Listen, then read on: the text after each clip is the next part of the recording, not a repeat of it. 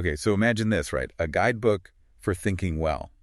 But it becomes a huge 17th century bestseller, Oh, shaping the minds of those brilliant folks at Cambridge and Oxford. yeah. Like how they approach knowledge and stuff. Really makes you think how influential a single book can be, especially back then. Totally.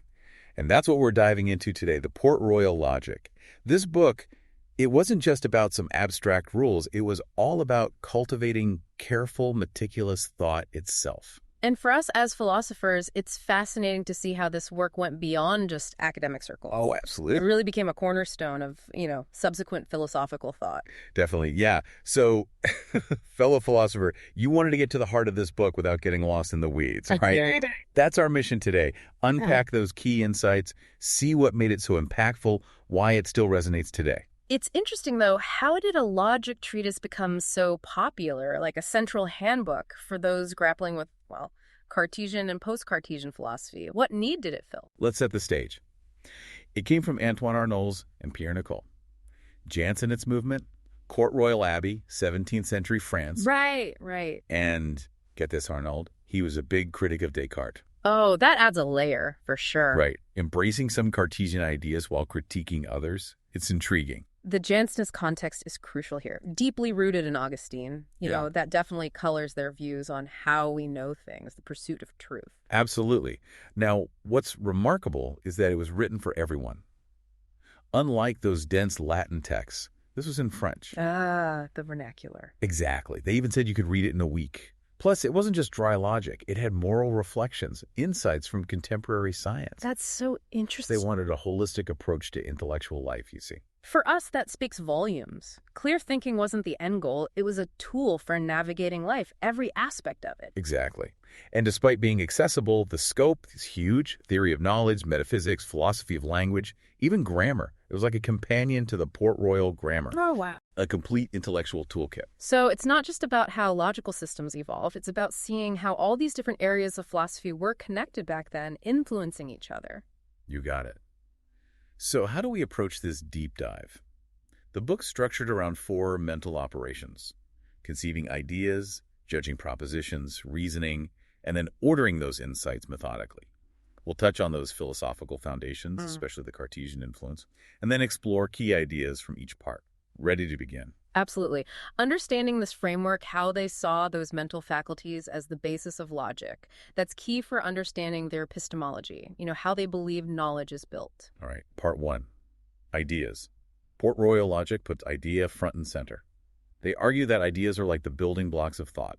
You have to reflect on them carefully for sound reasoning. Like a builder examining each brick before starting. Exactly.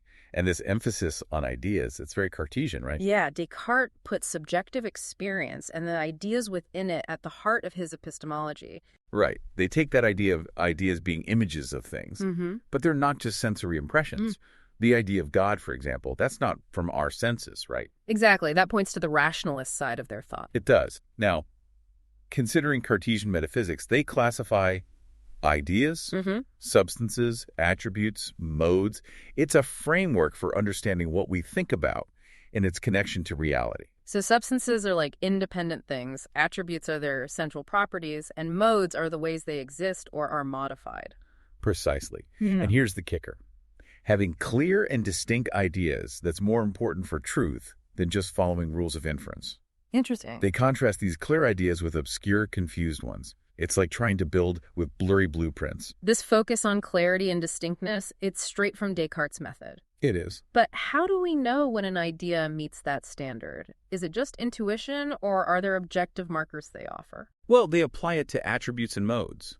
An attribute like extension for bodies or thought for minds is so essential that you can't conceive of the substance without it. Right. Modes, on the other hand, they're understood in relation to the substance. Makes sense. Like a mind can exist without feeling a specific emotion, but that emotion is understood as a modification of that mind. So that's crucial for their theory of predication, how we attribute properties to things. It distinguishes between what's essential and what's contingent. Now let's talk language. Port Royal logic is clear. Words express our ideas, but they warn against fixating on words without thinking about the underlying concepts. Yeah, like mistaking the map for the territory. Exactly. They say many disagreements are just verbal. arising from a sloppy connection between words and ideas. That's a classic philosophical problem, isn't it? Arguing over words instead of substance. For sure, and that's why they stress clear definitions. Then they get into general or abstract ideas. They explain how these are formed by abstracting away from specific details. The classic example is triangles. We see different triangles, but the general idea captures what's common to all of them. Right. They even lean towards nominalism, Interesting. saying that while individual things exist, abstract ideas are how our minds categorize. That suggests the generality of concepts might be more about our understanding than about some universal reality. Exactly. Now, building on that, they talk about comprehension and extension. Comprehension is the essence of an idea. It's content. And extension is all the things it applies to. Right. And here's the key insight. They're inversely related. Richer comprehension, narrower extension. Think animal versus Persian cat. Persian cat has more specific attributes, so it applies to fewer things. Exactly. They connect this to language, the noun system. Substantives, adjectives, abstract nouns. They point out that adjectives have a distinct meaning, but also a more confused one, referring back to the subject. What we'd call connotation. Right. It shows their attempt to link thought, language, and reality. Lastly, in part 1, they talk about complex ideas, how they're formed by combining simpler ones, like our pink elephant. Combining pink and elephant makes sense. So their whole logic is built on this meticulous examination of ideas. For a philosopher, part 1 lays the groundwork for their theory of meaning, their epistemology, and how they adapted Cartesian ideas. Right. On to part 2, judgment and propositions. Here, they focus on the act of judging, affirming, or denying a connection between ideas. And that act results in mental propositions. Exactly. They're very clear.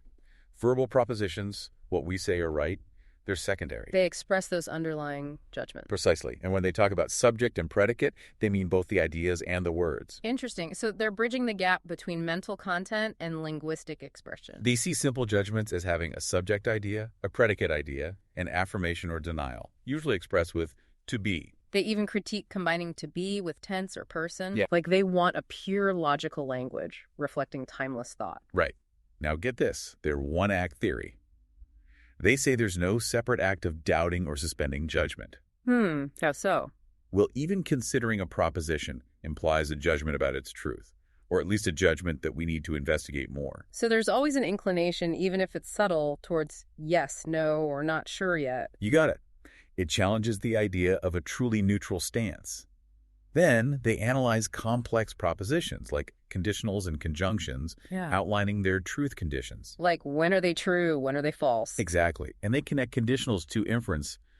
Understanding if P then Q means thinking about deducing Q from P. Showing logic is about active reasoning, not just static relationships. Right. Then there's modal judgments, possibility, and necessity.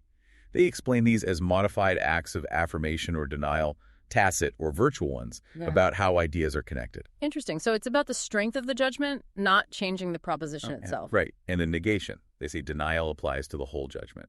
But didn't Frege critique that? He did. He questioned how we negate false thoughts.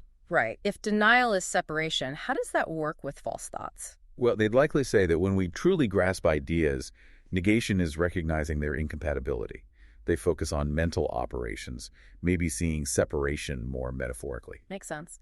They also discuss embedded generality, those subordinate clauses that clarify meaning.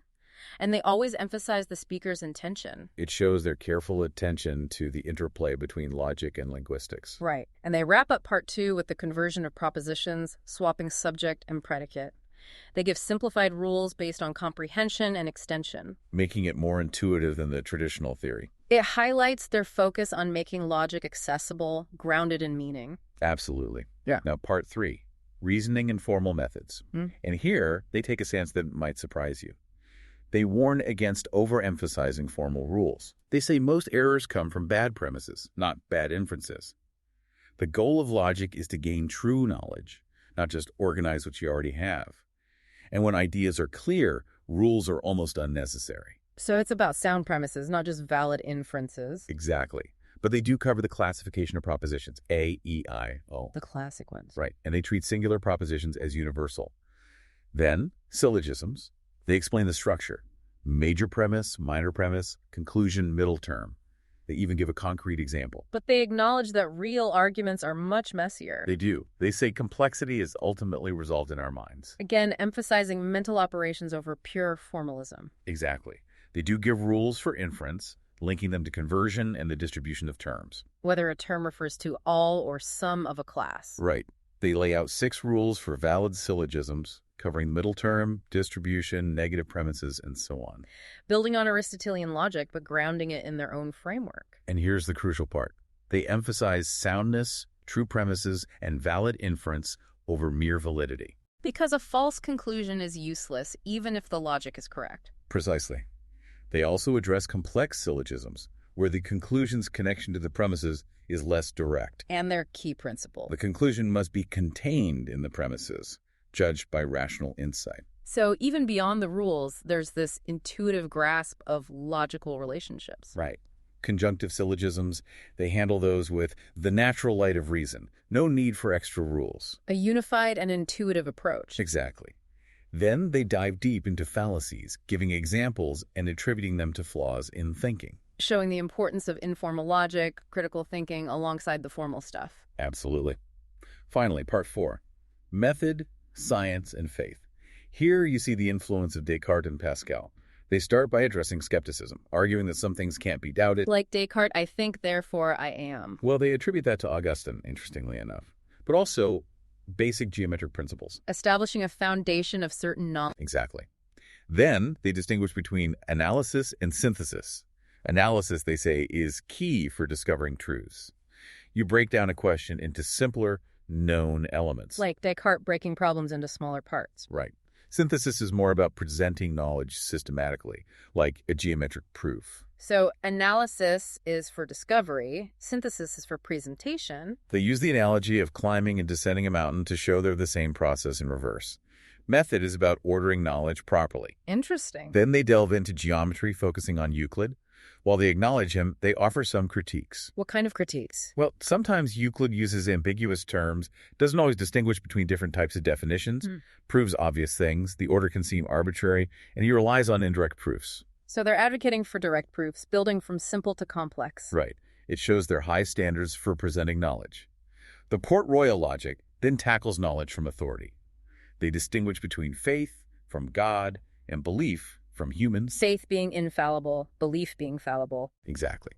But they say reason plays a role in both, recognizing God's authority and judging human sources. Trying to reconcile faith and reason, a big challenge back then. It was. They give rules for evaluating opinions, stressing evidence, and trustworthy authorities. Yeah. They even apply this to contemporary issues like authorship and judgments about the future. Bringing those principles into the real world. Right. They warn against overemphasizing unlikely outcomes and underestimating the impact of small but probable consequences. That's good advice. It is.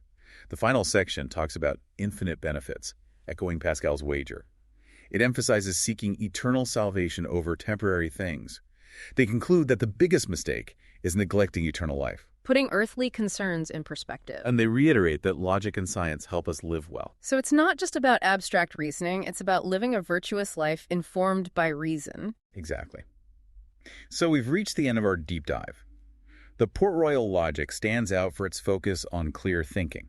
Its structure follows the natural flow of mental operations. Clear ideas, sound judgments, valid reasoning, methodical ordering. It explores the link between thoughts and language. Its goal is to guide us towards truth and a good life. As a philosopher, you now have a deeper grasp of this work, its Cartesian and Augustinian roots, its unique take on judgment and reasoning, its impact on the history of thought. Hopefully it's been clear and engaging, even without getting too technical. Absolutely. Now think about how these principles, though, from the 17th century, might apply to your own philosophical work or your approach to reasoning today. Maybe you'll be drawn to their critique of formal logic or their attempt to bring together reason and faith. That raises a final thought. Given their skepticism about relying solely on rules and their emphasis on cultivating independent, careful thought, how much do we, in our world of algorithms and instant information, actually prioritize that kind of thinking? It's a good question to ponder.